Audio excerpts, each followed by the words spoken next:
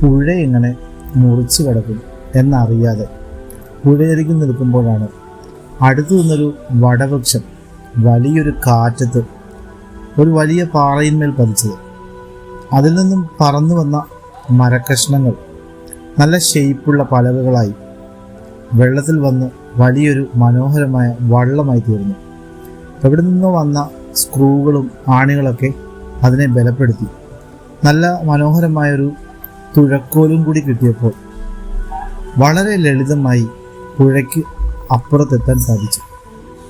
ഇത് കേൾക്കുമ്പോൾ എന്തെങ്കിലും മണ്ടത്തരം എന്ന് നിങ്ങൾക്ക് തോന്നുന്നുണ്ടെങ്കിൽ ഇത്രയും വ്യവസ്ഥാപിതമായ ഈ പ്രപഞ്ചം, ഈ വർണ്ണമനോഹരമായ ഈ കാഴ്ചകളൊക്കെ ഒരു സിസ്റ്റമാറ്റിക്കായ ഒരു ഡിസൈനർ അതിൻ്റെ പിന്നിൽ പ്രവർത്തിച്ചില്ല എന്ന് പറയുന്നിടത്ത് എത്രത്തോളം മണ്ടത്തരമുണ്ട് എന്നൊന്ന് ആലോചിച്ച് നോക്കി.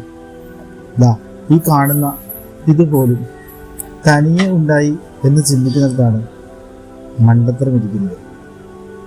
ഒന്നും തനിയെ ഉണ്ടാവുന്നില്ല. എല്ലാത്തിൻ്റെയും പിന്നിൽ ഒരു ക്രിയേറ്ററുണ്ട്, ഒരു സൃഷ്ടാവുണ്ട്.